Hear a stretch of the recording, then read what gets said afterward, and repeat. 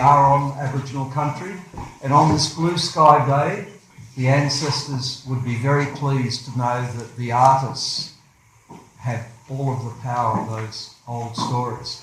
But Casey, one of the paintings inside of those people living very rough, you've just been out in Central Australia, and I know your auntie was telling me that for a little girl to see that we still have people who call this country home, who are living like Gordon's painting depicts in the 21st century, not 2 centuries ago, is very challenging for a little girl from Sydney.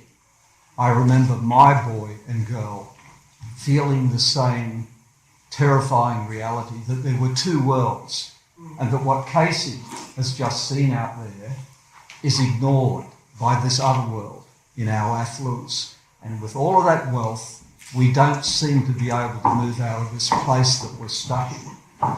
And Gordon's magnificent effort is to stay focused, to make the country see that this is a shared responsibility we have, that we are a human family, that we are a compassionate society, but we can't become so numb to the people living that rough.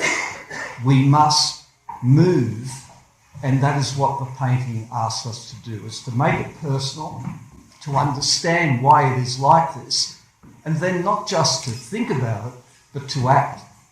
So Gordon's art for me is truly something that puts him in the elder statesman category. He's a master artist, but it's this role of the custodian to say, what are we doing to this land? Beneath the cruelty of the invasion and the dispossession story that he has stayed focused on, you always see the beauty.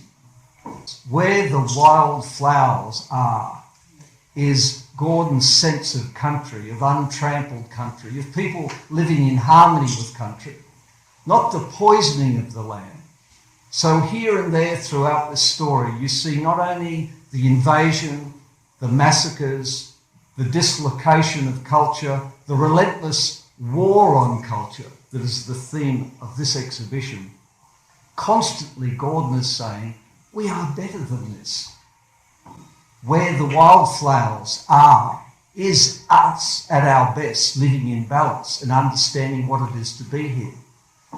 And there is in his impressionism a greatness, because Monet could look at his lily pond at Giverny outside of Paris, or Van Gogh could stare at those fields in the south of France. That was the country they had an affinity with. But what Gordon has shared with us now for decades is a love of this country, and standing there with open arms saying, Aboriginal custodianship, reverence, affinity with this country is the gift that Aboriginal culture, it's a spiritual essence that is being shared with us, and it is truly there in the art.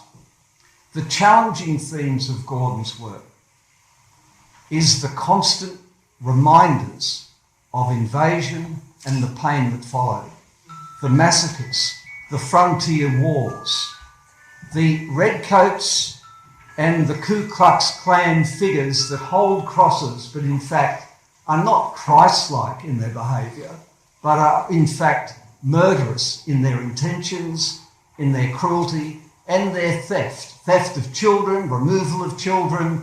All of that flowed from the dispossession story is the political power of this great master's work. When Michael Kirby called this painting and the series that came out of that study of inverting the roles of a black judge and a black jury with the white man in the dock, Kirby called this the most important political painting in Australia because he wanted us to think about the subversion of truth and to look at what it would take to actually make us see what has happened, because without understanding that, we can't possibly come to grips with what is happening now. We can't move to the reality of those families in the town camps and in the humpies, and disgracefully now moving in very large numbers into the long grass. What Casey saw out there is our responsibility to act. We need to take the message from the paintings about the cultural war and understand that it is this unsettling, this relentless assault on Aboriginal people, taking away the decision-making and the control over their life that is the constant disruption of their well-being.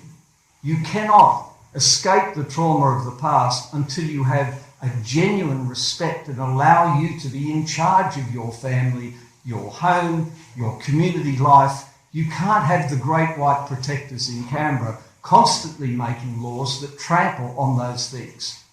So the serious message that I offer today, that is really the message of so many of these paintings, is remember Gordon's personal story. He learned to paint in prison. And if we think of a man or woman in prison today, particularly the young fellas, think of the Law Council's report that said, we've got such a catastrophe in this country at the moment, socially, that we are now looking at the last 15 years, there's been a 57% increase in people like Gordon, Aboriginal men and women, being sent to jail.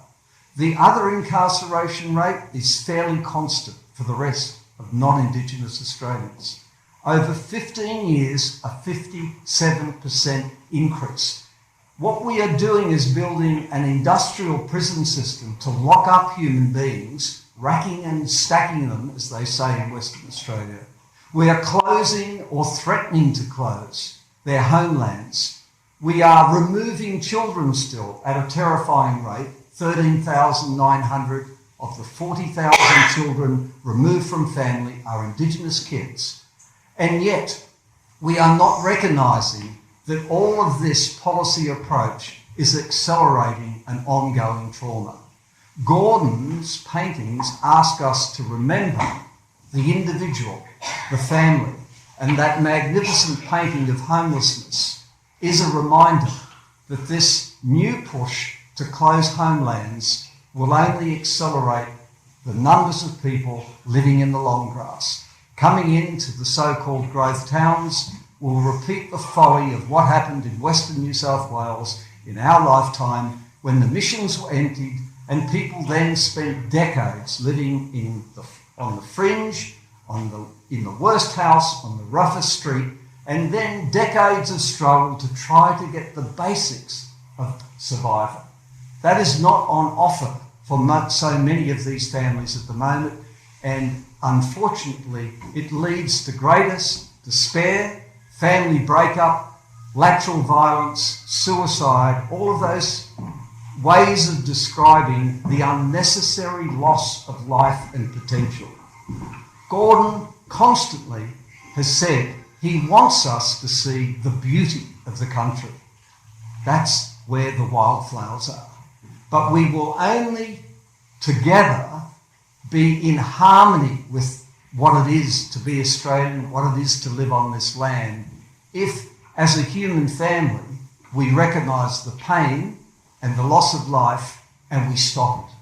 Not talk about it, but actually take action. Gordon wants us to move and make this personal and contribute to the struggle to see that this doesn't continue.